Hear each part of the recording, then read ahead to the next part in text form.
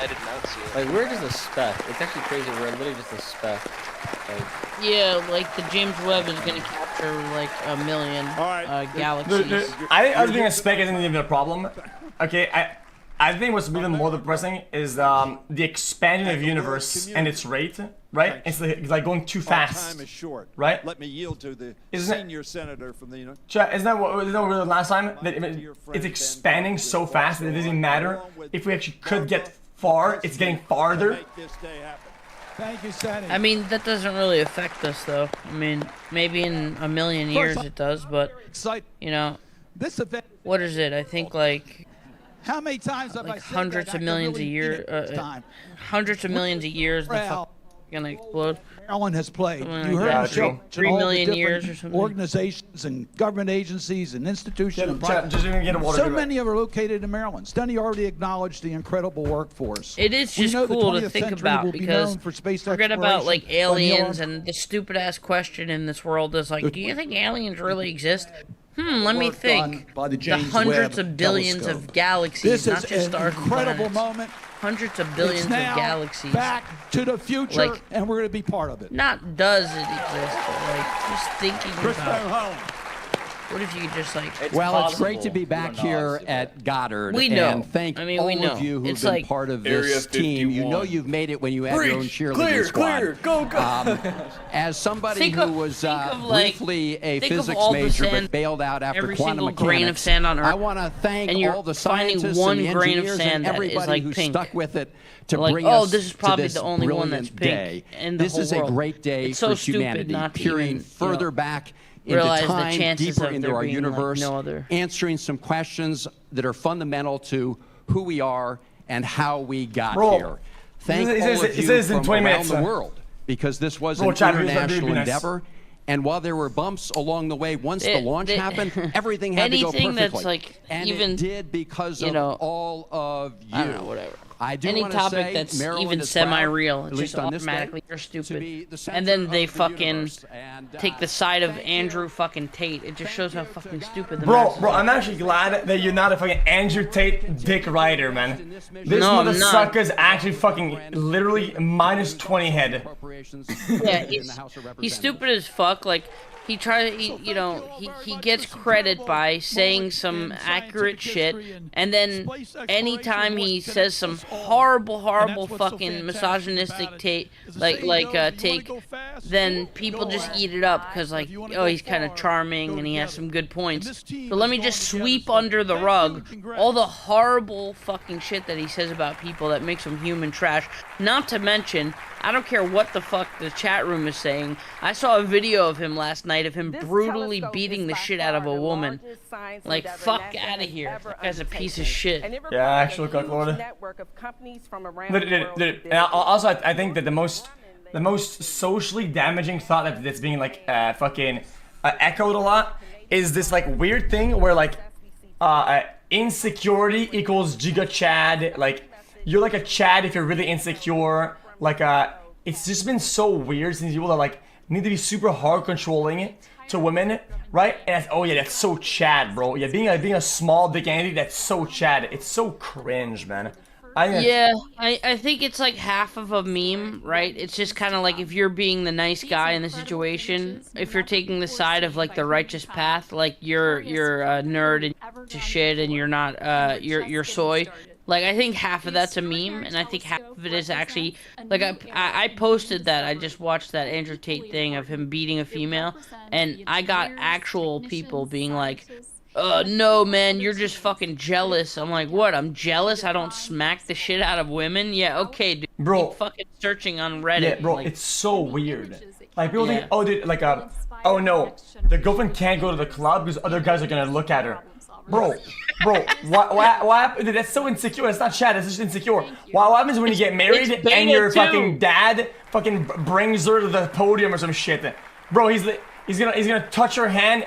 Oh my god, get cucked, bro. He's touching the hand of your fucking woman. Like, what the fuck is that, bro? Yeah, like, it's so hypocritical, like, trying to act like the most alpha man in the room, and then you feel like you can't even keep your girl by her going out and have a girl's night out in the club. Yeah, that's so cringe. Like, That's so... Oh, really? Oh, you're worried about her cheating? oh, so you're just a shitty boyfriend? Like, you're so good, you're such a fucking Chad.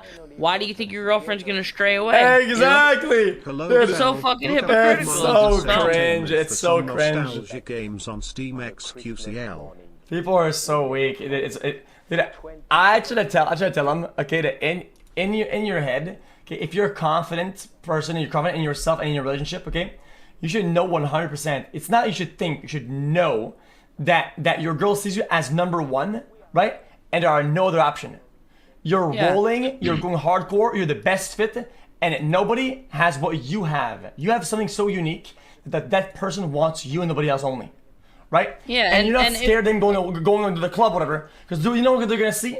They're gonna see number 2s and number 3s, number 4s, number 16, number 1000. They won't see number 1 because number 1 is at home. Bro. That's it. Yeah. End of story. Yeah, because like, there's a point where if you're happy in a relationship, you're not gonna fucking blow it all up from one fucking random sleazy ass sweaty dude hitting on you in the, unless you're that type of person already, and in which case it's not the right fucking person for you. You know what I mean? Yep, that is what it is. But like I said, people are so fucking engulfed in this like this weird like TikTok fucking culture bullshit of like, nah, bro. Nah, she can't go to the club. Chad. I'm so Chad, bro. Is the James Webb? Yeah, I think so. This shit got delayed for years. It was supposed to go up years ago. Oh wow, 25 months. So what does the telescope do? Doesn't it have a big ass lens and it refracts light through mirrors a bunch of times or some shit? I used to have Astronomy as a class in fucking Cégep, and then we had this we studied the old telescope like the Hubble, and it would refract light in, and it would do like bounce back and forth and come back to the fucking whatever the shit. Yeah, I know the Hubble Deep Field took like 11 days to take the photograph. Like, so it was just like very slow, very slowly taking the picture. So crazy that every little point of light though is not actually a star or a planet, it's a whole fucking galaxy. That's so fucking mind-blowing. Yeah. Yeah, and I like astronomy. I don't like I'm gonna be honest with you. Maybe I had a bad teacher. I did not like astronomy at all. I thought it was a very bad class. It was poorly taught. It was boring as fuck. But you really are the best so at making boring. our lives better. Without you, our life would be xQc despair. It's a lot of work although, and it's also there's a good amount of math behind it as well. Because we use the program that calculates like fucking because you have to understand like all the concepts of where the planets are going and shit, and you have a program that shows all of them, and then it's like the exercises are like, oh, okay, when this happens, this what's gonna happen. It's like I don't know. I find it boring as fuck. Yeah, I got some books, and the problem is you get lost with like very like just hard to swallow content. No pause needed. But like. If you get like a simplified book, like you can get a book on meditation. If you get a 200-page book and it gets simplified. Oh yeah, the big lines. Yeah. When you're reading a 1,000-page book and it's like intricate like mathematics turned into all this shit, just you're gonna fall asleep reading it, you know. Yeah, it gets unless you're extremely passionate about a certain topic or whatever. I feel like I like the broad. In certain topics, I like to be very precise. In some of them, I like the broad lines better, and they're fun. Yeah, I'm down to be as precise as I can actually comprehend. But like this shit, we don't do for a living. So like, comprehending some crazy shit that just doesn't make any sense to us. Just like reading words at that point. Bro, it's not Cégep. The smartest people can make like examples that we can understand, like to like our relativeness. You know what I mean? And those like, are the best books. Like really good at it. Well, some people write books that are meant for people that are taking classes on this that are meant to be a higher level. Bro, it's Cégep, motherfucker, not Cégep. It's like in between high school and college, okay? It's like a transition, like fucking period of time that we have to do in Quebec, man. It's mandatory. You can't skip it unless you change the province. You can't just skip it. Part of me dropping out of high school was because my gym had badminton, and you could just skip classes if you want. You didn't get in trouble. You just started flunking out. So I'd go to the gym like 10 periods and just play badminton, and then smoke some weed. I fucking love badminton. Dude, I was addicted to that shit. I fucking love. I used to play badminton a lot. Badminton is so fucking fun. It's so good. Ping pong's fun too, but I think badminton's my favorite. Oh yeah, dude. My teacher, she gave me a bad grade on the exercise part because I wouldn't stop dual wielding it. So I would switch hands because I'm ambidextrous with rackets, and I would do smashes with both hands, and she'd get really mad at me. And then I played in the tournaments, and I did pretty well. And then she kept saying, "You're not supposed to do that." And she got really fucking mad at me. So she gave me when it comes down to like a practice, she gave me a terrible grade. I didn't pass the practice part. Damn, did you have sex with her? No, she was disgusting. I'm just kidding. It's a real thing. It's a real thing. Ambidextrous with rackets, I am.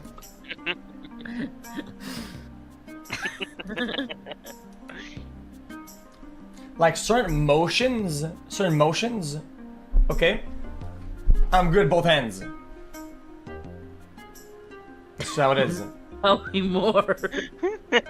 What motions? Dude, where these conversations just randomly get like, you guys are just talking about fucking spaceships. What just happened? Fuck. Bro, what about motions? It's hard to keep up.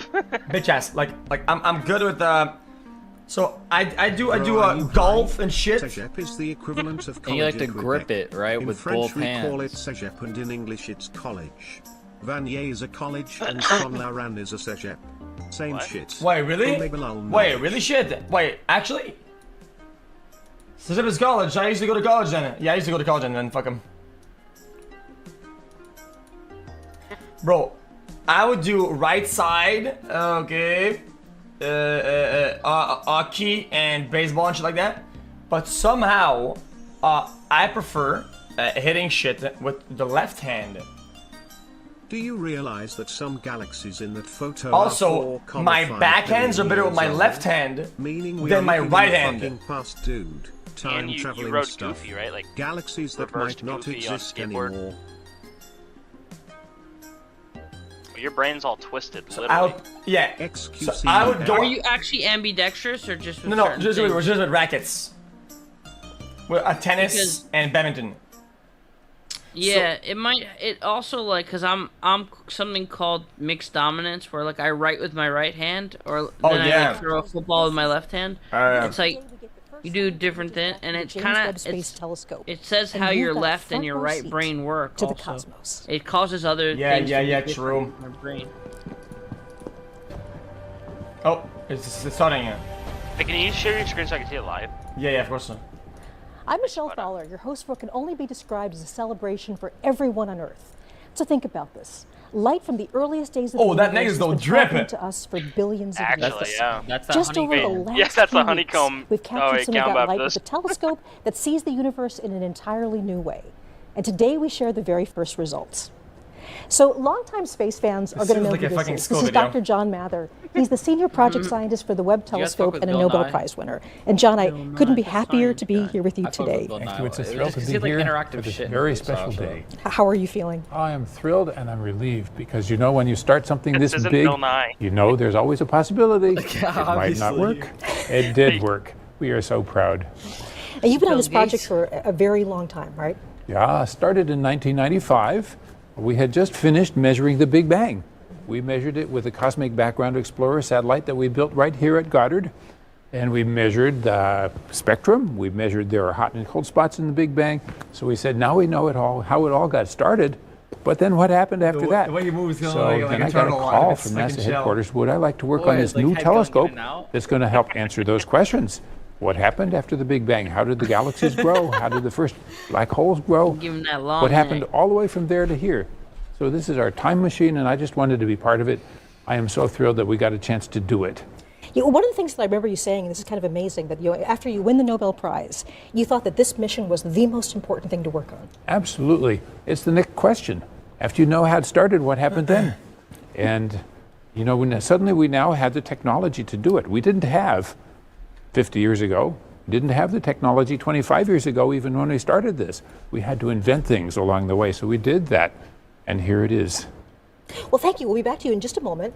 So at the moment, we're going to talk about the way that Webb is a completely new way to explore the universe. So today, the mission releases its first science images and gives wings to the dreams of so many people who worked so hard for so long to make this possible. For everyone on Earth, this is your telescope. This is the largest, most powerful observatory ever put into space. It's the product of thousands of people working for more than 2 decades. This is a mission that's singularly focused on the biggest questions in science. So the following phrase is often used too easily, but today actually does mark the dawn of a new era. Today, the Webb mission is open for scientific business, and this is just the beginning. The best is yet to come.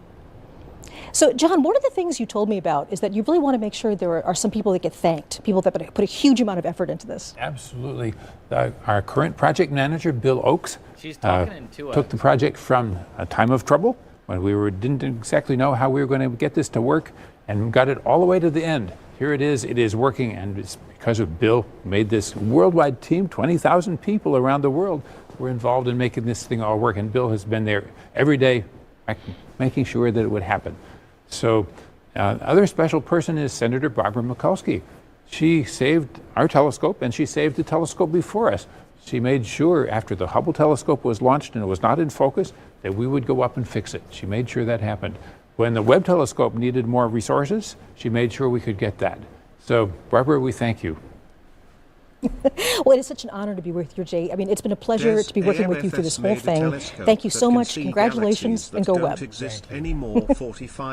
So this broadcast, much like every part of this mission, is a partnership. On our journey to explore distant places in space, we've been joined by intrepid travelers from around the globe. We have so many extraordinary collaborators. So let's check in with our partners who will be sharing the stage with us today as we reveal Webb's 5 first science images. From the European Space Agency, I'm joined by Katie Haswell in Darmstadt, Germany. Katie. Actually, infrared. I see Katie in the background the there. Colors. Also joining us from the Canadian Space Agency in Montreal, we have Natalie Willette and Sarah Gallagher. Bonjour. Oh, from here. I see Katie in the background there. See the waving too.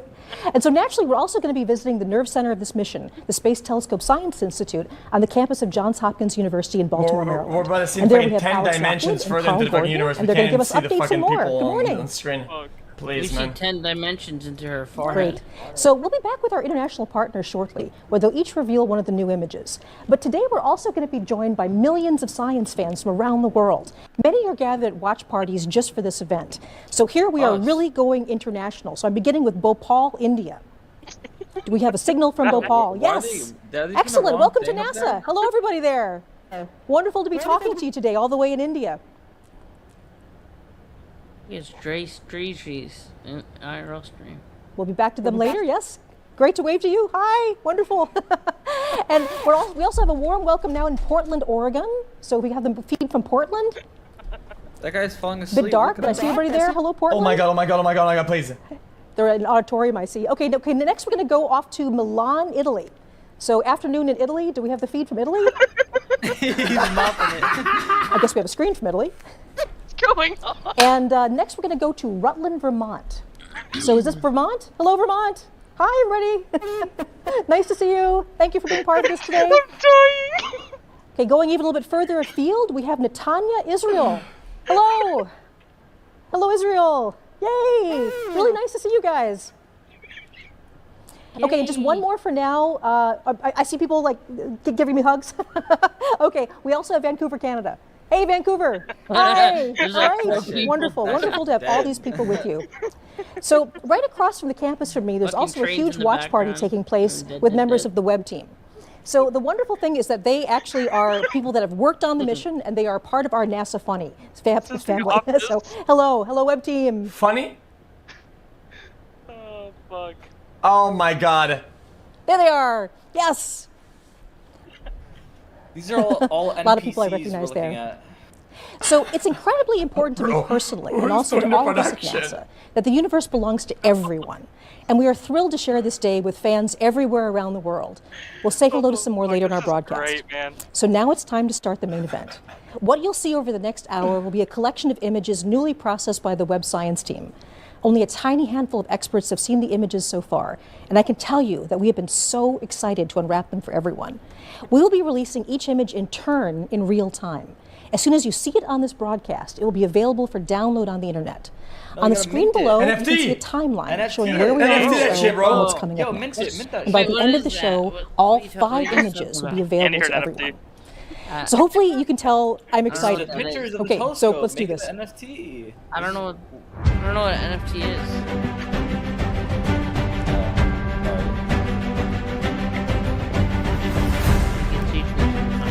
Dude, music became maxed. Okay, we're going to release the first image right here at NASA Goddard Space Flight Center, Maryland, and we're just outside of Washington, D.C. NASA Goddard is home to the project office of the Webb telescope, and the observatory portion of the telescope, the mirrors and the science instruments, were integrated and tested here before launch. So for many of us, including myself, seeing Webb come together bit by bit right in front of our eyes was an emotional and very inspiring experience. So it's kind of like a part of us was out there with Webb right now. A million miles away, part of our hopes and dreams are out there. So I'm joined now by Jane Rigby, the operations project scientist for the Webb mission. And she's a familiar face for people who've been following this before, so welcome, Jane. Like okay, so Jane, you not only get the honor of revealing the first image, but this actually got a little bit of a sneak preview. I understand there was a very select audience who's already seen the image. Yes, so last night, on behalf of the project, I had the privilege of traveling to the White House with the NASA Administrator Nelson and other senior staff to share our first image with President Biden and Vice President leaked! Harris. We saw it! And it was really fun. Oh my gosh. They really geeked out. We had a closed-door session where we got to walk through all the images and just share the excitement, and they were so thrilled, and they got the profundity of what we're seeing. And so now let's do it. Okay, we've got the whole world watching. Are you ready to put the first image up? Oh, let's do it. Absolutely. Already a screenshot, boys. All right, here we go. Okay, so the first image is a deep field, and it's also a deep field with a cluster. So why don't we walk through this just a little bit? So if we come up and look at this image, first of all, it's really gorgeous. And it's teeming with galaxies. Yeah, this is the old one. And that's something that has been true for every image we've gotten with Webb. We can't take blank sky. Everywhere we look, there's galaxies everywhere. And so, this image, as we're looking at it, what we're seeing is not just all the galaxies, but there's a cluster here. And so the cluster are all these white, kind of ethereal galaxies. We're seeing them as they looked back in time. Right? The speed of light is only so fast. And so as we're seeing distant galaxies out in space, we're seeing them as they looked billions of years ago. So these cluster galaxies, the white ones, we're seeing as they looked that's mind-boggling. about the time the sun and the earth formed. It is kind of crazy. And then behind the cluster, we have the cluster. The gravity of the cluster is distorting and warping our view of what's behind. And so there are these galaxies that look stretched and pulled, kind of like they've been magnified because they've been magnified by the gravity of the cluster, just like Einstein said they would. Different galaxies and there, it's but really, maybe not there's the so same much ones. detail here. We're seeing these galaxies in a way that we've never been able to see before. There's just a sharpness and a clarity we've never had.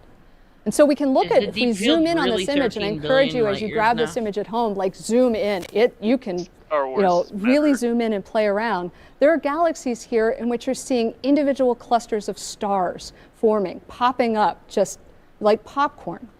And then we also see in the background of this image, kind of littered like jewels all over the back of the image are these faint red galaxies. She keeps saying galaxy. Now, that was what we built the telescope to do. So every the most single distant of those light are has billions of years. We're seeing as they looked more than every 13 billion years ago. Has and so of galaxies like that one right there, this little red guy, you're like, okay, yep. What is that? Well, Webb got spectra to figure out what those galaxies are made of. And this is that one. We're seeing as it looked 13.1 billion years in the past, less than 1 billion years after the Big Bang. And we're seeing the elements of oxygen and hydrogen as well as neon. This is how the oxygen in our bodies was made in stars and in galaxies, and we're seeing that process get started. I want to give this a little bit of context. So this is now the farthest away galaxy that we have this sort of detailed information about. That we know what it's made of. We know what it's made of. Yes. And this was not a long exposure for Webb. No, the previous record holder, right, the Hubble Extreme Deep Field, was 2 weeks of continuous work with Hubble, and it was just imaging. 11 days. With Webb, we took that image before breakfast. The amazing thing about Webb is the speed at which we can churn out discoveries. So everything that you're going to see here in this broadcast is a week, and we're going to be doing discoveries like this every week. That is absolutely incredible, Jane. So thank you so much for joining us. It's been an honor to be working with you. Congratulations on all your hard work. Thank you. It's so wonderful to see it pay off. So thank you, and I'll see you later on today, I hope. So yes. Enjoy the day. Thank you. Right. So from distant galaxies, we now turn our eye to something a bit closer. It's a planet, but not one in our solar system. Remember that Earth and its sibling planets aren't the only show in the universe. When scientists and engineers started developing JWST, the search for exoplanets wasn't even part of the plan. That's changed. Exploring exoplanets is now a major component of the mission and the subject of our second big reveal of the day. I'm going to send it now to our friends Nathalie Ouellette and Sarah Gallagher at the Canadian Space Agency in Montreal. So again, bonjour. Bonjour. Bonjour, baby.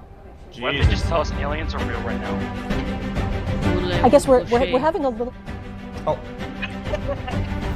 Longueuil! Holy Bro, fuck! it's fucking Felix's house. Bro, I don't live in Longueuil and nobody lives there. Okay. I'm Nicole Cole, and I'm here to tell you... Come on. It's happening. Wait, the broadcast is a rebroadcast. What? This came out yesterday, bro. Bro, no way. Yep, we're all ready. Yeah. Wait.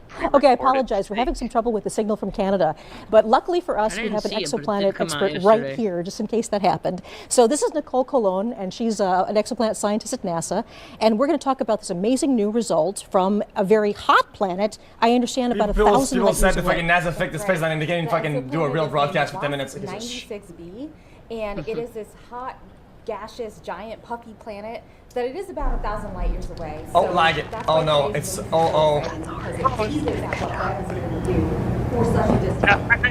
Absolutely. So talk us through what this discovery is and why this is so significant.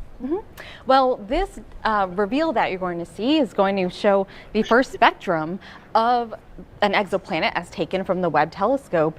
And this is exciting because it covers infrared wavelengths of light that we have not had access to before. So we've been able to use other telescopes to explore exoplanet atmospheres in the infrared, but not to this level of detail. And this is just one sliver of data that Webb is providing us using the nearest instrument specifically. And there's something about infrared that is actually particularly good for the spectrum. So in this case, what we're doing is we're actually going to take the light and break it up into a rainbow and look very, very carefully at how much color is coming in each part of the spectrum. So I believe we have that image, if we can put that up. Okay, yes, I believe we're revealing the spectrum right here. So we now have our spectrum, and this is exactly what you're seeing. As you just described with spectroscopy, what we did was we observed a transit of an exoplanet. We observed the planet as it passed in front of the star. Now, mind you, this is not a direct image. This is an indirect image. So we've seen the effect of what happens when the planet and its atmosphere passes in front of the star. The starlight filters through the atmosphere, and then you can break that down into wavelengths of light, and you get a bunch of what looks like bumps and wiggles to some people, but it's actually full of information content. So you're actually seeing bumps and wiggles that indicate the presence of water vapor in the atmosphere of this exoplanet. So we have the spectrum up here. Is there anything you'd like to highlight particularly? Yeah, absolutely. So we have several features marked here. So I call them features. They're these, what I just referred to as bumps and wiggles. But what you're seeing here is a telltale signature, the chemical fingerprint of water vapor in these atmospheres, in the atmosphere of this specific exoplanet. And the other thing we can tell actually is that there's evidence of clouds and hazes because the water features are not quite as large as we predicted. So we can take that and infer that there are presence of clouds and hazes. Right. Now, one thing that we really want to make sure people understand is with this particular planet, this is a hot world. It's actually closer to its star than Mercury is to our sun. And so we're not looking at liquid water here, but we're looking instead at sort of steam, water vapor. Yes, this is an exoplanet. It's about the size of Jupiter, about half the mass of Jupiter.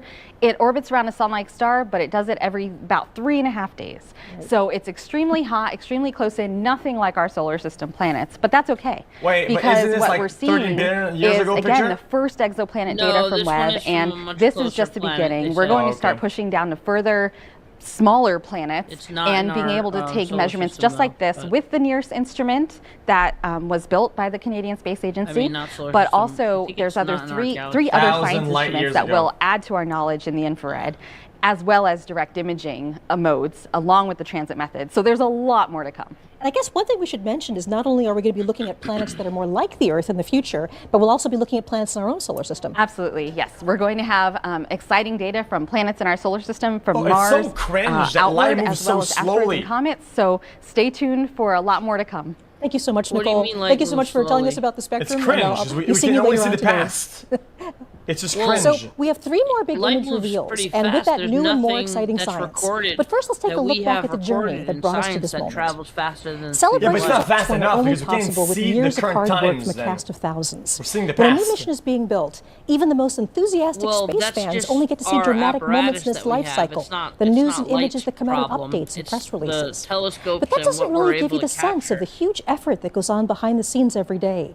The plans, schedules, and organization to keep We're only everything as moving strong as forward our really scientific happens, for the fucking most part, out of equipment, people's you know? games. Yeah, no, I Webb mean, started as an there won't be idea that took anything root at positive. NASA Goddard. You would have to- It moved first you would into have to go planning fast teams, so that you can research catch up, which projects, is impossible. schematics, requirements. Then Yeah, it we began don't a long have journey to anything become that could real travel with even- the development of even- new technologies, cutting-edge engineering, Even a and finally little bit fabrication, even putting it all close to together. the speed of light. Let's take a brief look back So at the if you look visionary at journey to how we all far got away here it today. is in like miles, So today was the and then you think final about how fast closeout our of the fastest purge. like, Okay, guys, I can ships hear can Rupa, go, but Pretty rocket ships or emotional whatever. moment to be in Then there you see and how long it actually, takes to get there, you know, which would closing be, it up you know, for the very trillions last of time, fucking right? You know, years. you're the last one to touch this. Hold on, let me listen to this. What is this? So that was the final operation. Yeah, it makes sense, and though. Once that fitting is closed out, there's no more touching of the vehicle. We're ready for launch.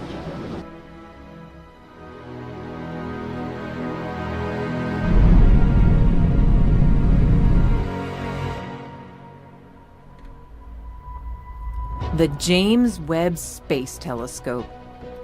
Born from the desires of astronomers, achieved with newly invented technology, is the culmination of 20 years of work. It's not a lot of tax money. It's just not. It's like 0.5%. Humanity has unlimited questions about our universe. Engineering a way to investigate them requires enormous creativity.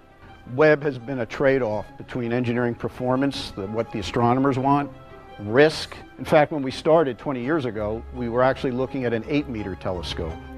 Developing the most sensitive instruments. And testing, and more testing.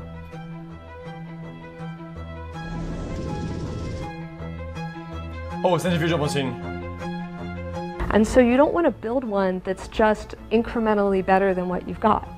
Because if that's the case, you would just observe longer on the telescope that you already got. And so every time NASA builds a new astrophysics mission, a new telescope, it needs to be way more sensitive, way more capable than anything we've ever built before. We all got together in that conference room and we played real time as the images came down from the spacecraft, the very first diffraction limited images ever obtained with Webb. And what we collectively saw as a group was the highest resolution infrared image taken from space ever. It sounds like an Apple ad.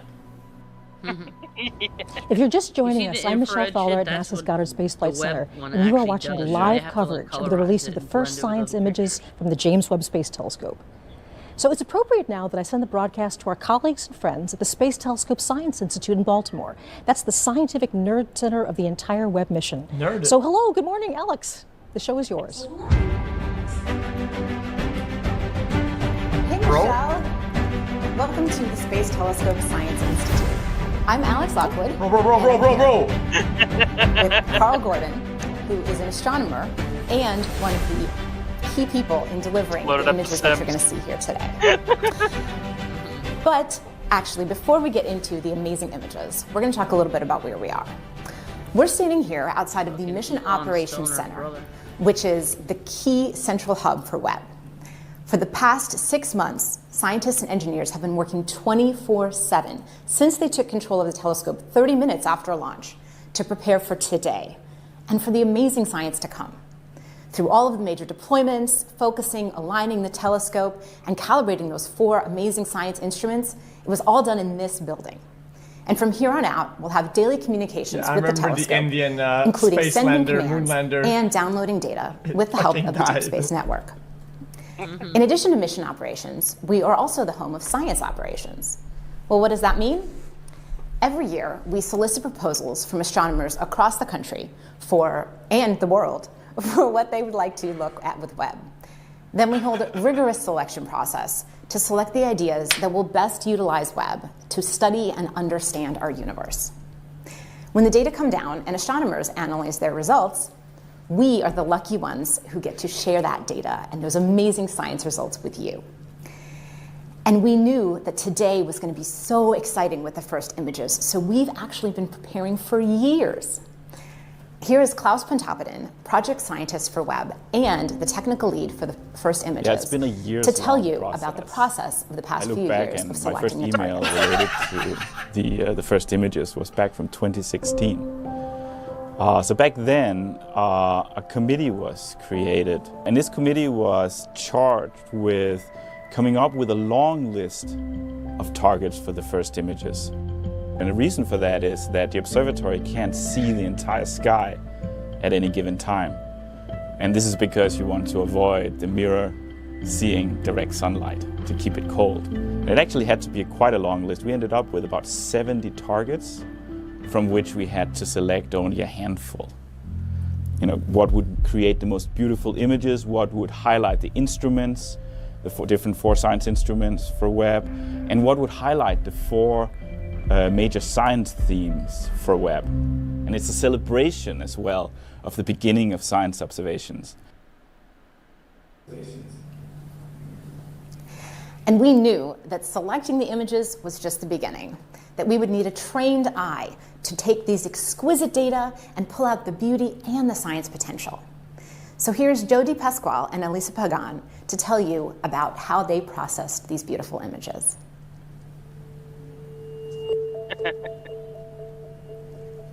Stephan. He's on the xQc Reddit. We're basically translating light that we can't see into light that we can see by applying color like red, green, and blue to the different filters that we have from Webb. And the reason we want to color the images is because there's actually more that you can get, more information that you can get from the image if you see it in color. So it's a matter of picking and choosing filters and colors that enhance the details and the structure in the image itself. So the picture is black and white. The shortest wavelengths of infrared light and assign those blue colors, and then move our way down to green and red as we go to longer and longer wavelengths. And then we additively combine those together to get our full color image. Yeah, but how do you know if it's the real color? But there is a lot of aesthetics that are involved in this. And painstakingly going through and cleaning these images up with an attention to detail, a level of detail like at the pixel level in every image. I don't know So exactly how when they I'm process it, working but on the astronomical data, it is this sort of marriage between art and science. When you're choosing colors for the filters, you really are trying to show the different details and the processes that are happening in the astronomical images. But at the end of the day, you want it to be very compelling. You want it to be very beautiful because space is beautiful. These stars suck.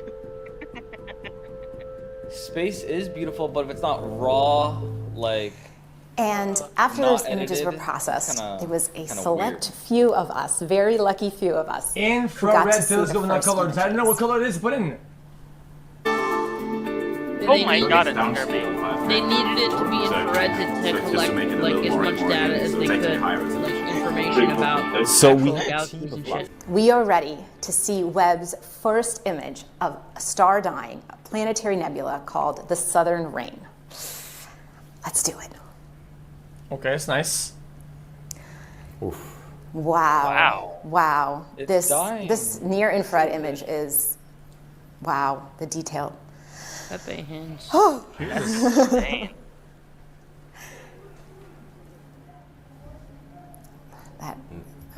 Who's yelling in the office? Wow. Okay, well, here we are. We have a near-infrared image on our left. We're on maybe your audio right. team's getting yelled at right now. And here on the right, we have a near-infrared image. And so I'm here with Carl, our astronomer specialist. Can you tell us what we're looking at in these images? So this is a planetary nebula. It's caused by a dying star that has expelled a large fraction of its mass over in successive waves. Okay, so we actually see those waves in these images. Yes. Wow. And so there's a lot of structure. Can you tell us a little more detail about what we're looking? Maybe start with this one on the left. Yeah. So in the NIRCam image, you see this kind of bubbly, almost foamy appearance throughout the whole nebula with some very structured shells. And this foaminess is showing up in orange mainly, and this is due to the molecular hydrogen that's newly formed in the expansion, just lighting up the gas and dust of this nebula.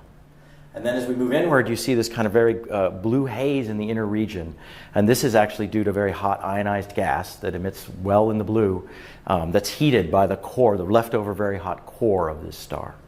And what about these like rays that I'm seeing in this image? Right, so there's also rays in the outer regions that you can kind of see, and these are holes in the inner nebula that are actually allowing the central star's light to come out and kind of light it up like, patchy clouds with the sun shining through. Wow, oh yeah, that's what it looks like. That's so cool. So you're actually a mid-infrared astronomer, which is different than near-infrared. And so what can you tell us about the details in this mid-infrared image? So it looks quite different in color, partly because we're seeing different kinds of physics going on here. So we're actually seeing in the blue, you see a lot of blue. The blue is actually due to hydrocarbon grains that are emitting very strongly in the blue for MIRI. And they show the very similar structures to what we see in orange and NIRCam because the molecular hydrocarbon actually forms on the surface of dust grains. And so again, as we move inward, we see that the inner region is again hot ionized gas, but now it glows red because that's where it emits longest. My last mixtape was hot ionized gas. Okay. Good one. And then as we go into the center, we see kind of the surprise for us, which is we knew this was a binary star, but we effectively didn't really see much of the actual star that produced the nebula. But now in MIRI, this star glows red because it has dust around it. So in MIRI, we got to see both stars very clearly. Screenshot of that bad Yeah, boy. you Put can't down see on the the first blockchain. image really, but there's two stars there. So that's a fun much is the surprise. deal to that? And I think that there's another little Easter egg you want to tell us about? Yeah, so this was, the Easter egg is this kind of narrow filament up in the top that's radially aligned. You can kind of see it very clearly in the MIRI image. It shows up as this blue structure, and it points very much to the central sources. So I thought, oh, this must just be a density enhancement in the outer nebula. I thought that very, very strongly, but other people on the team were like, no, it's a background edge on galaxy. Well, I made a bet that said, no, it's part of the nebula. By the way, I lost the bet because then we looked more carefully at both the NIRCam and MIRI images, and it's very clearly an edge on galaxy with a dust lane and a bulge. So I lost the bet. I don't know what that means. You lost the bet, but you got these gorgeous images, so I think it's a win for everybody. Anything else you'd like to say today? I can't wait to see where we go from here. Neither can I. All right. Thanks so much. Back to you, Michelle. You see an alien walk in the background.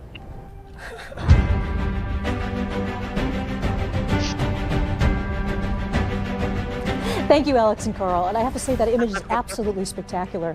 So as you know, people from all over the world are watching us today and joining in our excitement as we release Webb's first science images. We've been checking in with our colleagues in Europe and Canada throughout the program, but we also want to take a moment to include the people at the so many viewing parties scattered around the world like stars in the night I'm about to be on sky. screen. So let's check in with some of them now. Hell yeah. First, we go all the way to Perth, Australia. Oh, Do we have a signal from Perth?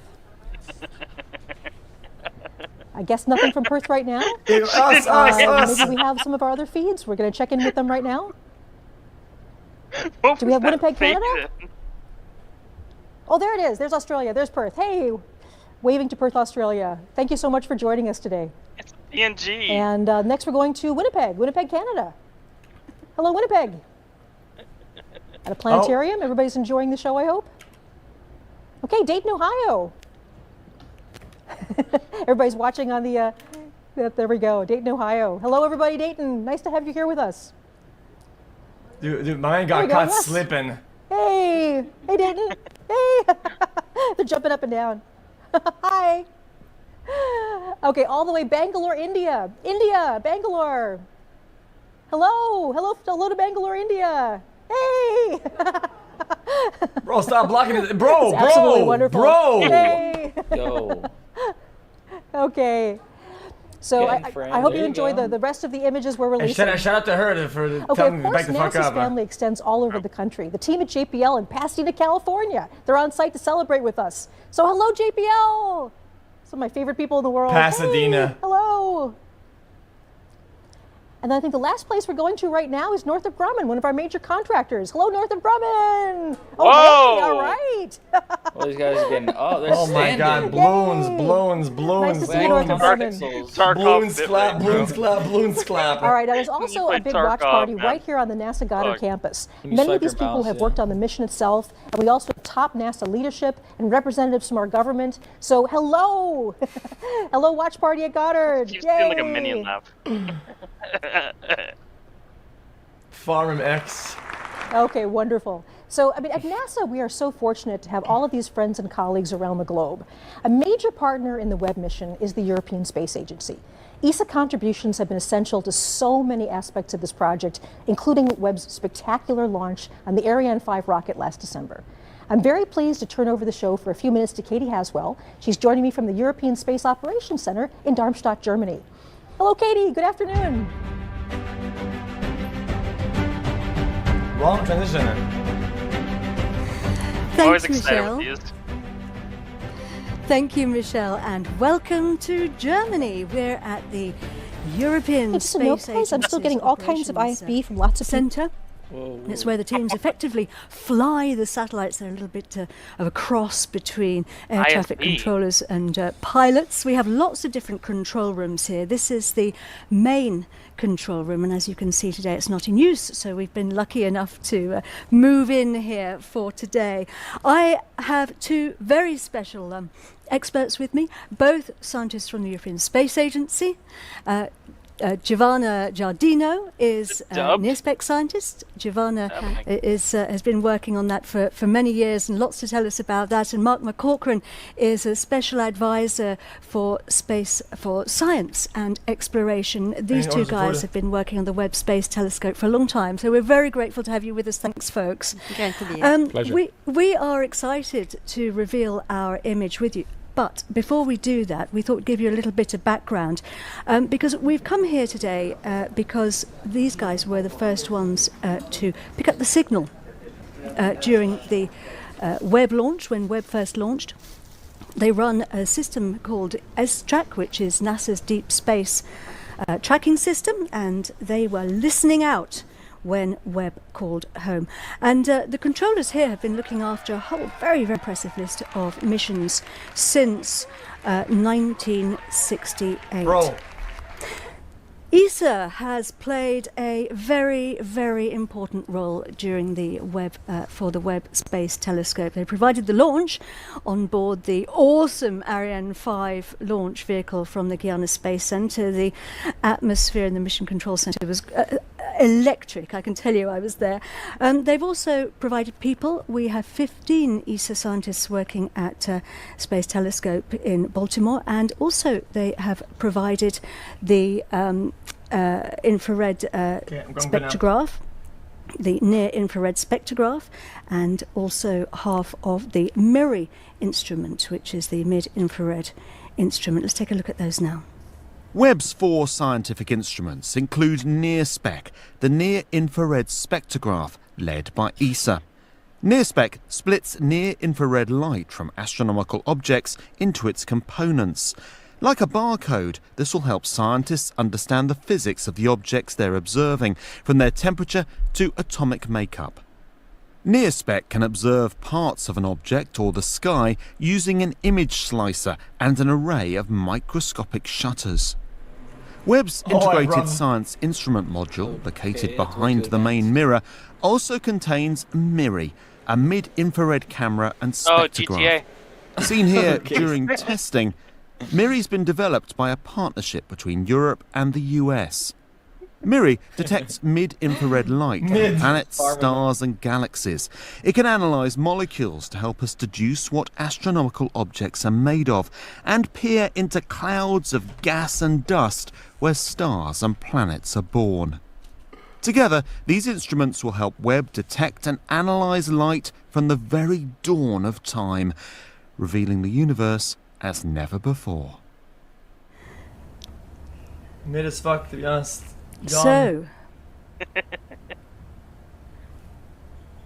So let's get ready to reveal our image.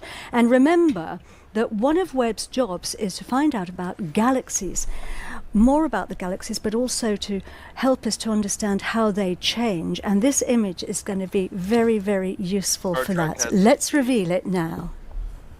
Whoa. There it is. Ooh, it's special. called Stephan's Quintet, and it's wondrous. Oh, that's the one on the left side. Giovanna, what are we looking at? Yes, like it's a quintet, so we are looking at 5 galaxies. Galaxies are this giant structure that, as we see everywhere around us in the universe. They contain from million to 100 billions of stars, and in fact we live in one of them, the Milky Way. And here we see 5 of them. This is a closer galaxy in the foreground, like and these 4 are at a distance of about French, Belgian accents on top of million light years from us, and they're locked in a close interaction, a sort of cosmic dance driven by the gravitational force. And German, of course. But you still. can see here these two in a process of merging within each other. This is a very important image and an area to study because it really shows the type of interaction that drives the evolution of galaxies. That's the mechanism of galaxies' growth. I love this image of the cosmic dance moving through each other. Mark, there's a lot going on though in this image, isn't there? There is. So this is a near-infrared image and a mid-infrared image combined. And when we zoom in on the left-hand side here, we see this foreground galaxy. We see lots of individual stars in there, actually resolved as point sources, which is remarkable. And then as we pan across, we actually see the galaxies in the merging galaxies. We now see gas and dust, which is being heated up in the collision between those galaxies. And that's a place where new stars are being born today. So we're actually seeing the process of creation of new stars in this region. And they're colliding then when we and look in the shit, background here, we see not only the galaxies at 300 million light years, but also stars in our own galaxy. These snowflake structures that you see here, those are nearby stars, but in the corner and around the edges we see galaxies which are much, much more distant, much further away. So similar in some sense to the ones that we saw earlier on in that deep field. And so this image actually takes us from the nearby galaxy, our own Milky Way, through these galaxies which are evolving today all the way to the distant universe. And in a way it captures cosmic evolution of galaxies over those 13.8 billion years. So we have another image, don't we, that we can look at? So if we strip away the near-infrared view there of the stars predominantly, now in the mid-infrared with MIRI alone, we see mostly gas and dust. So we see the same galaxies again, the two merging, and then we also see something very interesting up at the top here because this top galaxy has something new and bright in the middle of it. And Giovanna, tell us what that is. Yeah, that's an active black hole. We cannot see the black hole itself, but we see the material swirling around, being swallowed by these sort of cosmic monsters, and this gas gets heated to extremely high temperature as it falls onto the black hole, and it becomes very bright. In fact, this is outshines the galaxy. Here we see luminosity that are 40 billion times the luminosity of our suns. It's really, really bright. And with NearSpec, we can zoom into this area, and we have this technology that allows us to take thousands of images at different wavelength channels, so see the this distribution of the gas, what's going on in the gas in different regions of this core area, and understand the composition of the gas, the velocities, the temperature. So that's very important to understand physics. So it's giving us so much information. It just shows the power of this telescope. Mark, this is just the beginning, though, isn't it? I think that's a very important takeaway from today. You know, these are like pictures just taken over a period of 5 days, and every 5 days we're getting more data, which will contribute more in that direction. It's a culmination of decades of work, but it's just the beginning of decades. And you know what we've seen today with these images is essentially that we're ready now. This telescope is working fantastically well, and you know, to borrow a phrase from a famous rock musician, you know, we're ready to turn this telescope up to 11. It really is time. It's fantastic. Thank you very much indeed, both of you. Back to you, Michelle. Sorry.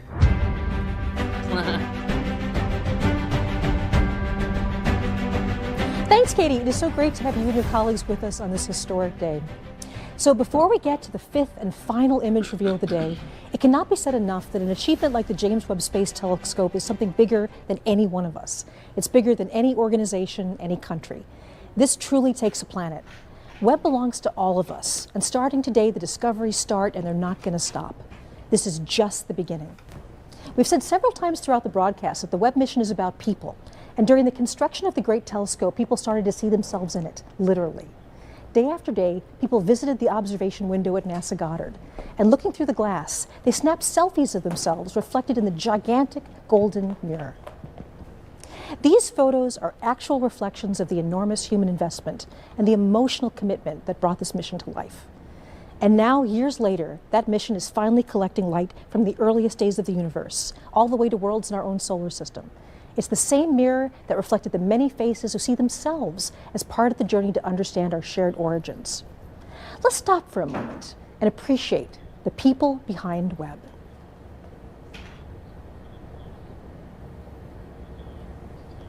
Okay, it's time now for the last image to be revealed. Here we go. The grand finale. Starbird. Starbird? Wait, it's the same studio.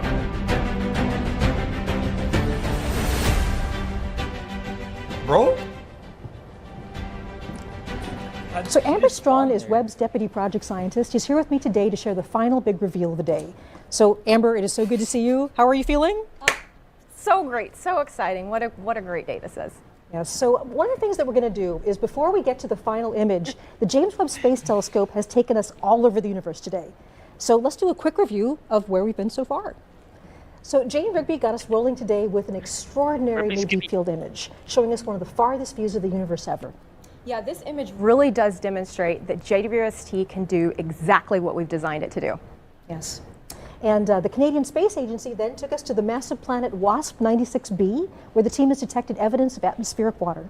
And here again, we're seeing the incredible efficiency of this observatory. We're able to do these kind of measurements in a fraction of the time that we're able to before. And then we zipped up the road from NASA Goddard to the Space Telescope Science Institute, where Alex and Carl showed us the exquisite Southern Ring Nebula, a mixing bowl of stellar matter around a pair of dying stars. Yeah, and I'm just blown away by the level of detail we can see, like in the outer part of this nebula. It's incredible. Wow. Okay. After that, it was off to Germany, where the European Space Agency wowed us with pictures of galaxies interacting and mixing together. Right, and this image, again, it's incredible because it's showing us one of these fundamental processes of the universe, how galaxies merge together, and we're able to learn about these processes in a brand new way.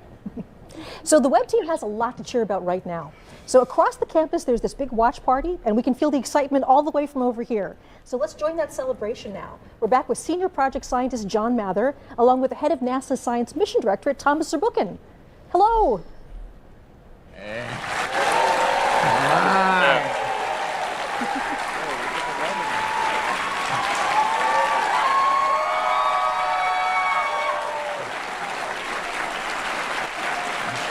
You guys got a good hairline there. It's kind of holding strong. So, John, we looked around the world and we're the only ones with a cheerleading crew right over there. That's amazing. Look, you've been with this mission for decades. How do you feel today? I am so thrilled and so relieved This was so hard, and it took so long. It's just impossible to convey how hard it really was. That we risked so much to say we're going to go do this, and it's so near impossible, but we did it. Yeah, there are thousands of ways this can go wrong. Yes. Many of them, we worried about and frankly feared even after launch. I have to tell you, I was really, really nervous, and it's almost like athletics for me. You always get to know the team when they're on the field. And on the field, they were right after this launch, and they were perfect. They absolutely were, and I really wasn't worried, but maybe I should have been. Yeah, that's difference between the two of us. I always worry. I always tell everybody I'm paid to worry, frankly, and that's good.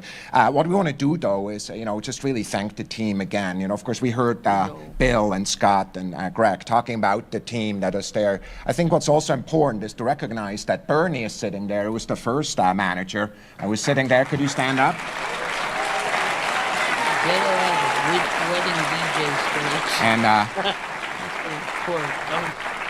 And I want to mention that Phil Sablehouse, who is a manager also during that time, is no longer with us, but his heart is with us today. Oh, yeah.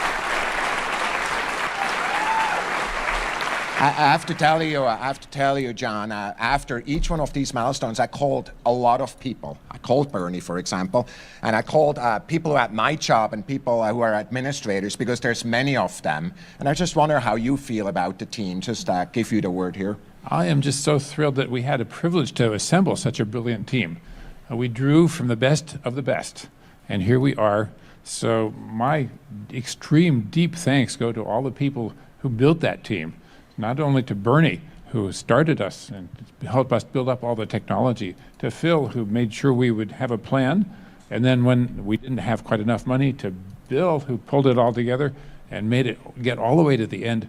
I am so thrilled that we had so much talent to draw on, and here we are. We have the support of the country and the world to take on this immense challenge.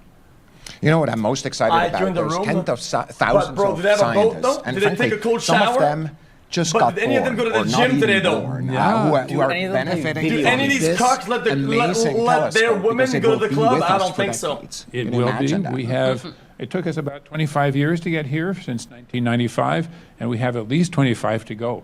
I hope. So look, we are in a sense of these images, the art that is out there in the sky, revealed for the first time. We're thinking of the team and we're thanking them. John, thanks to you, thanks to all of you, and back to Michelle. Thank you so much, Thomas. And this entire collection continues to just absolutely astound me. Okay, Amber, so here it is. Can you walk us through the final image reveal? Absolutely. Here we go.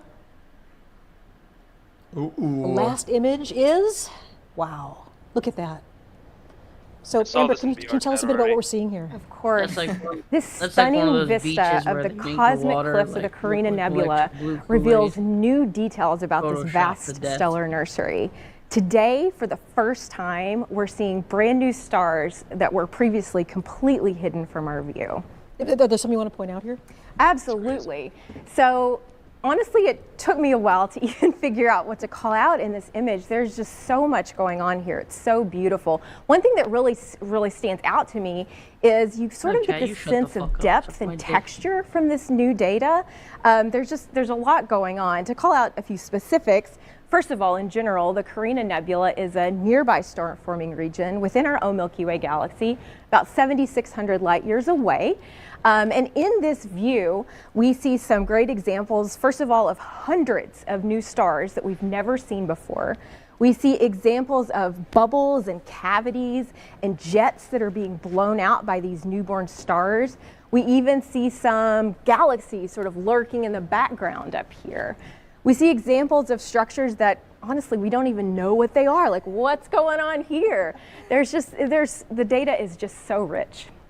And there's something really special about the infrared. Infrared can actually see deeper into these star-forming regions. Absolutely. That's one of the great things about infrared, is it really does reveal what's going on here in a really cosmic sense. And in general, what's happening in sort of this overall landscape is we have these gigantic, hot, young stars up here to the top of this rim, and the radiation and stellar winds from those stars is sort of pushing down and running into all of this. This is gas and dust, and of course we know that gas and dust is great raw material for newborn stars and baby planets. But there's a flip side to this story, and also a little bit of a mystery, because these same processes can serve to sort of erode away this material and stop star formation. So we have this sort of delicate balance going on of new stars being formed, but at the same time, the star formation is being halted. And for me, when I see an image like this, I can't help but think about scale.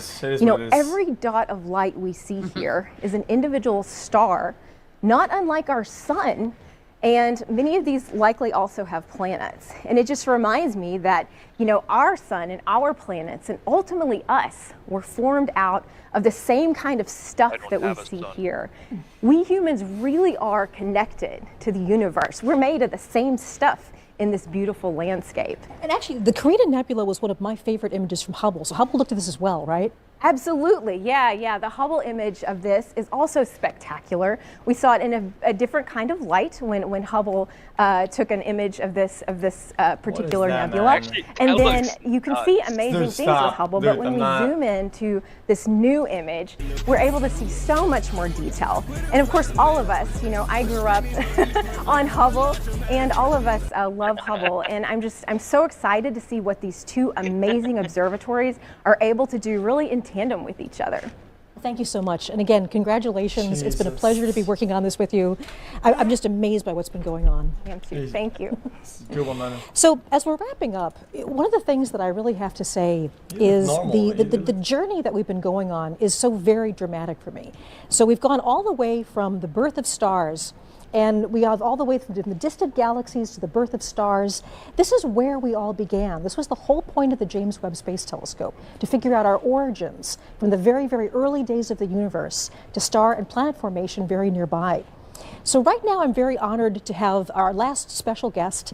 This is the administrator of NASA, Bill Nelson. An honor to be with you, sir. Hey, what a pleasure. What a banner day. It's clear that Webb represents the best of NASA. It maintains our ability to propel us forward for science, for risk-taking, for inspiration. And we don't want to ever stop exploring the heavens, nor stop daring to take another step forward for humanity. Joe Biden at home. In the words of the famous Carl Sagan, somewhere something incredible is waiting to be known. I think those words are becoming reality. Absolutely. Thanks, Michelle. An honor to have you here. Thank you very much. Wow. So this is a celebration for all humanity. If you've ever looked up at the night sky and wonder, whoever you are, wherever you are. Bro, just a question mark, okay, but guys, I wasn't wrong, okay? The speed of light is cringe. Okay? Okay, here we go. Where are you gonna go with this? Because look at my diagram, People don't, I think from what I understand is how it works, okay, but I could be wrong about this, okay? Let me show you if I can show you guys in live. Stop streaming, share screen. So finally, if you go to NASA.gov/web-first-images, it's cringe, okay? Because we're here, okay? Yeah. And the things that we're seeing, okay, are happening here, right? But by the time, with this dog shit speed of light trash, that is so cringe, by the time that we see it today, okay, these mother suckers, okay, are like fucking literally boom. They're over here, they backflipped, front flipped, fucking exploded, double exploded. Dude, they're in it ultimate reality, it's boom. But X, it's not the speed of light that's cringe. Yeah, it is cringe. How far it's how far things are away from. Because the speed of light is 186,000 miles But per if it was faster, like instant, we will just see what's going on over there. But all we get is the past. Oh, so you're saying if the speed of light Was faster, we could see the normal day, but we don't. We see the past. We see things as they were a long time ago. It would have to be. It would have to be almost like instant. You know what I mean? Yeah, like, what makes it cringe though? Like, what part of it is cringe? Well, it's cringe because all you get is the just past. wants to see what's going on modern day. It's going away. So it's like there's no technology we're ever gonna invent. We would have to invent something that is so fast we catch up to it, right? We race against it, and we boom, and we finally get there, right? To actually see it. Yeah. And even then, because of the speed of information, by the time it gets back to you, it's already still the cringe fucking past. Yeah, basically, if that Webb telescope was at the opposite end of the universe, looking towards Earth, and it could zoom in, far enough, like dinosaurs, how long it takes the light from Earth to get to that. Yeah. So these motherfuckers are out there looking at planet Earth sucks, bro. There's only dinosaurs and shit over there, bro. Right? Wait. I just thought of something crazy. What if other universes have pictures of our Earth from the past, and other universes have our dinosaurs on their fucking hard drives? That's what we just said, pretty much. Oh. Wait, what? So basically, I'll try to make it really fast. Basically, since it takes millions of light years, you know, from a picture that we have of like James Webb, if the James Webb was located. Oh my god! What? Bro, I just got a brilliant flashback. What if you were to travel faster than the speed of light? Okay, boom. You want to see? Let's see. Somebody died, right? Like let's say. So somebody died, okay, and you want to see them again, okay? You want to see them again? Okay? Dude, you go faster than the speed of light. Wang! Go past it, right? You go somewhere else, you set up camp, then you look back at Earth. Then you see them! They're still alive! Basically, that would be like a wormhole. Like if there was a wormhole in the universe, Fourth dimension, fifth dimension. It like teleports you from here to there. Then you can kind of get a glimpse. Then the rest, literally. Then the revive. Well, they're not rest. You're just getting the point of view. Yeah, you're just looking from before it happened. You're basically time traveling. But then you race against it back. You race against the information again, and you. Oh my, that's time travel. But then because now the planet is hundreds of millions of years old now when you get back. But you're not as old. You time traveled. This is kind of a little bit what they gloss over on Interstellar, how, you know, by the time you get back to the planet, it takes you like 20 years to go like even. Wait, they're on a planet that they spent 9 minutes on, and it became like 20 years of their life because of like where it was located. You just made this one thing in paint, and you think you solved the time travel. No. You don't get it. Okay. Listen. People don't get it. People don't get the genius of my mindset here. Okay, listen. I get it. You're looking at something in the past because the speed of light is coming in at a certain rate, right? Mm-hmm. So you go, fuck it, dude. Bing! Against it. Then you set up cam over here, and you look back at Earth because of the light that it's projecting. Because now Earth is projecting light, but you went faster than it, and then you see the things. Then you see the things that you already saw, because now you are now looking at the past, literally.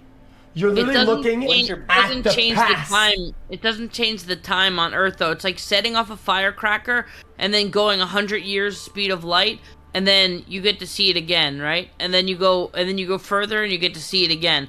But you're basically, it's just taking that long for the light of the firework to travel for you to see it, for you to observe it. It doesn't change the actual timeline. You're mixing up the light speed and physical. We talk about moving in the forward, moving in the past, right? What if you sync yourself with the speed of light and you're always at the same time on Earth? You're looking at the Earth and it's paused. It's paused. Yeah, but you're going to get older though. No. It's the time has now stopped because you're moving with the images, with the light at the same time. The actual time doesn't change. Your perception of what you're looking at changes because of where you are in the universe, how long it takes the light to get to you. Yeah, you're not in an infinite time glitch. Okay, so now what happens if I extend my finger so long, I can now touch, I'm looking at the past, my finger is studying the past, I'm in the present. What happens with my finger? It implodes.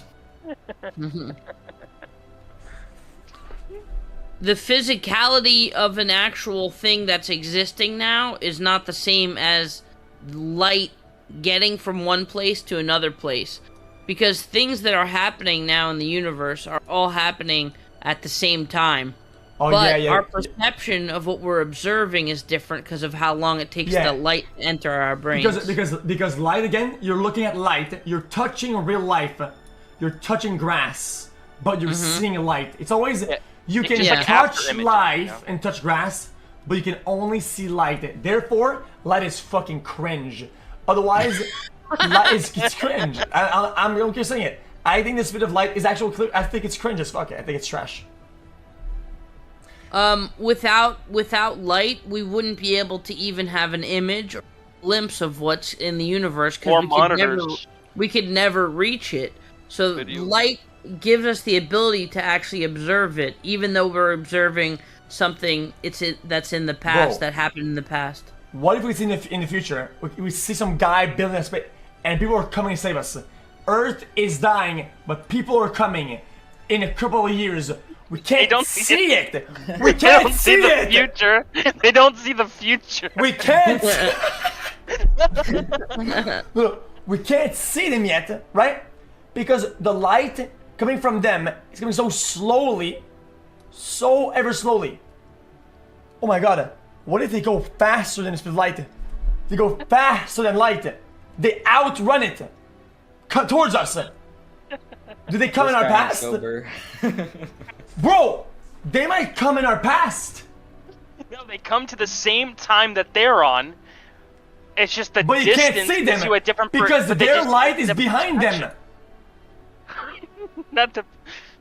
If they go fast the speed of light, now they are on Earth, but their light is behind them, and it has to catch up. Yeah, from our point of view, but not physically, just through our perception, through our telescope, but not physically. If somebody goes fast the speed of light, they come to Earth, whang, right? Then they come out and they're like, guys, look in 20 years, and you look, and then you can actually see them come in at a speed of light. Finally, but they're already here, so therefore, they can literally see them. They would be able to actually see themselves again. But what happens when they touch the Earth? They clone. They clone. Okay. No. No way. They just clone and just duplicate. There's not actual physical versions. It's just a picture. Yeah, but what happens when it actually gets there? The picture disappear? Well, it's not a real person. It's just the perspective of you seeing it hit your eyes. So check this out, right? If it takes you millions and millions of light years for the image of the dinosaurs to get to the other, side of the universe or whatever, right? And you're seeing dinosaurs right now. If you snap your fingers and can teleport to Earth, time doesn't change. It's still going to be current day, and it's going to be 2022. The fact is, we're so fucking far away that it takes that long for the light to enter for us to observe the past. You know what I'm saying? Yeah. Being here or being there is irrelevant. The time is now, no matter what. Okay, then, fair enough. Then next scenario then. Okay. I go to speed of light times 1 billion, okay? And I spin around the earth like that. Bang, bang, bang, bang, bang, bang, bang, bang, bang, bang, bang. And then I finally say, fuck it. I will go down to earth and I'm gonna chill over here. And I'm gonna look up, I'm gonna look in the sky. I'm gonna see I'm gonna see myself go. I will literally see myself doing it. Even though I already landed. Right? Oh no, because at the speed of light, wait, no, it'll literally just... You're not far away. That's more of just you're still in the vicinity. But if you went billions away, then you would see it though. You'd have to go billions away, then you would see you going in circles. Oh, okay. So I spin like that, and then I get the fuck out, bang, and I go past my own light.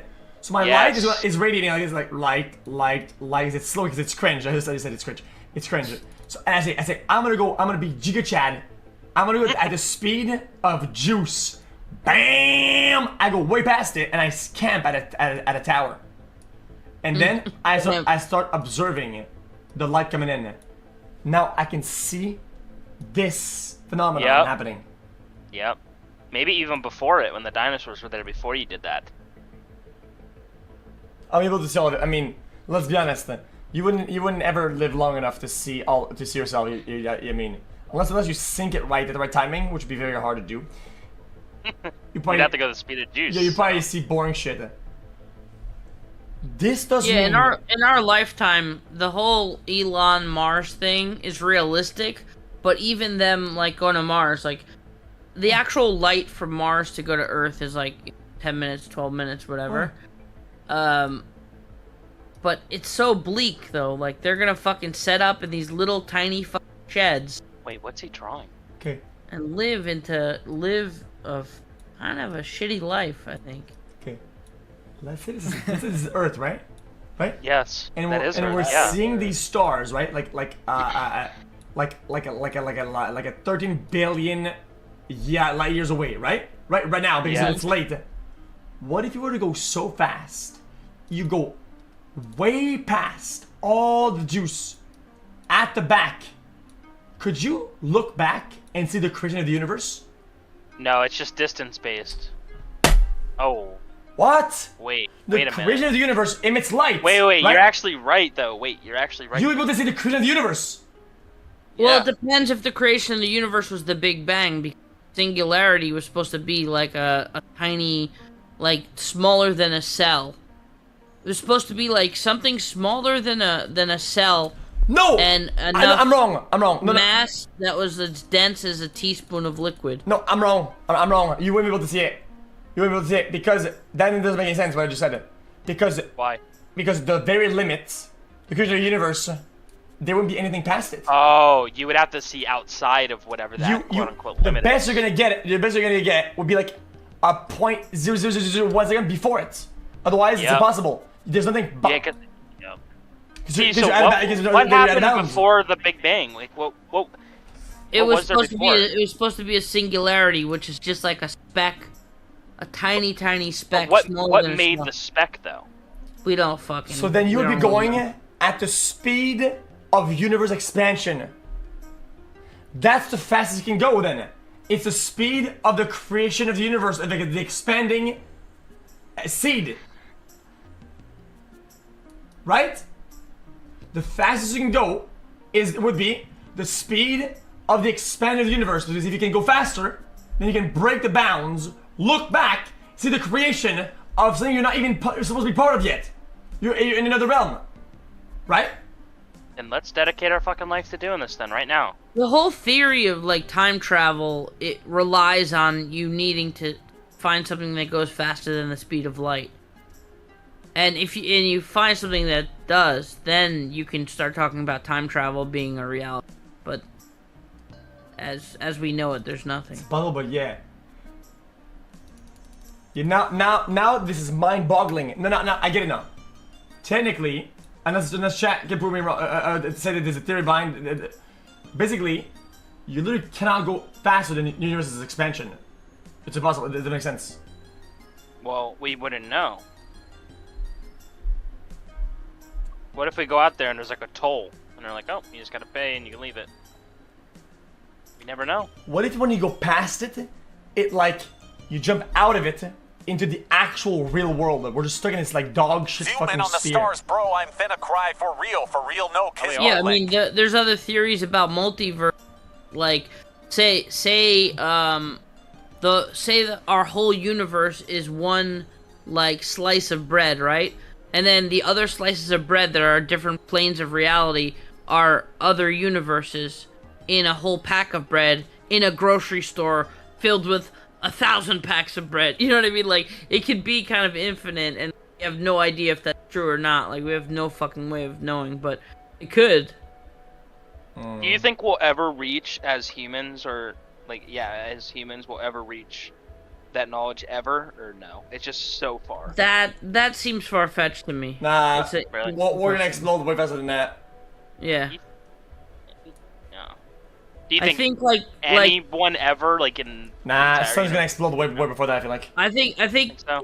The luckiest we can get is if we find some kind of like alien life on a different planet, and that alien life could look like a fucking tiny shrimp. It doesn't necessarily have to be this cool idea of what an alien is. We could have got. We could get there in time if people took cold showers. Literally, we literally could. Okay, dude. Oh God, here we go.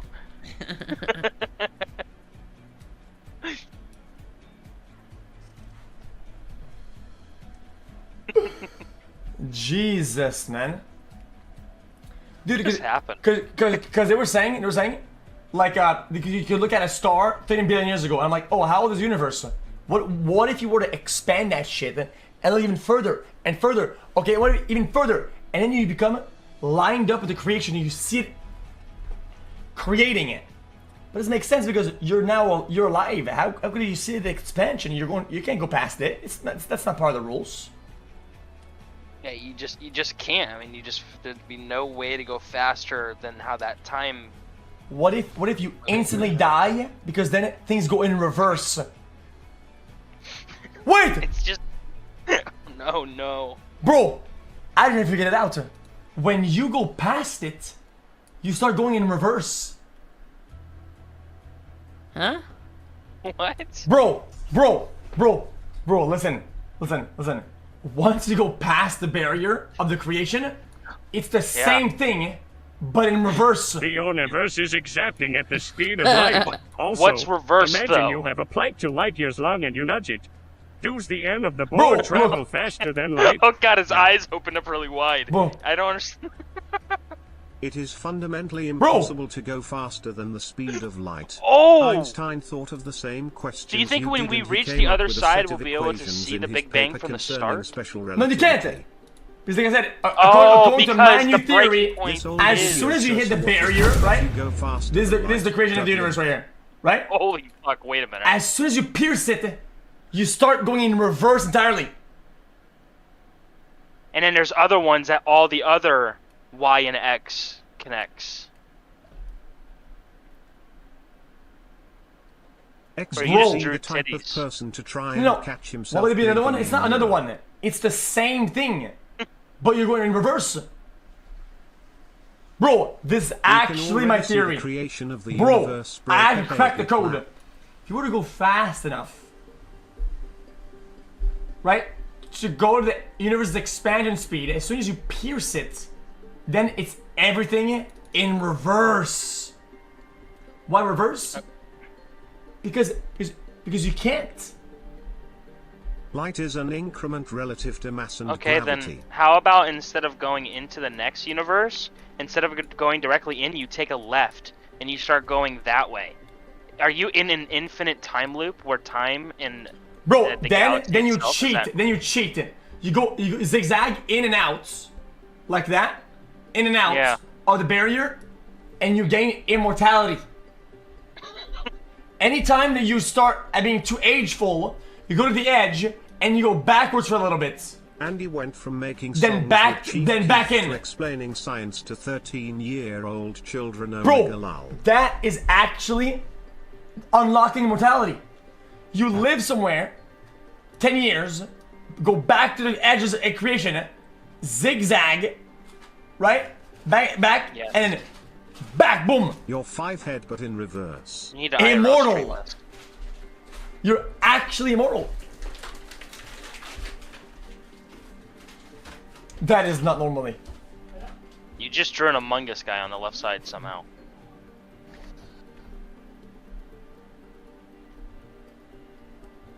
Yeah. Oh! Oh my god. I don't know that's a what sign. he's talking about, but those That's look a sign. like a big pair of tits, and I'm Fat- born. fat They rabbit. don't mean it knowing. You just drew the Milker's way.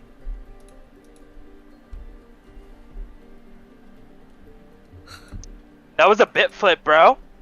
That was the fucking space sending you a proton, and you just had a bit flip. Somebody was trying to tell There you is a from some scientific fucking theory place that that our you were universe right. could be a part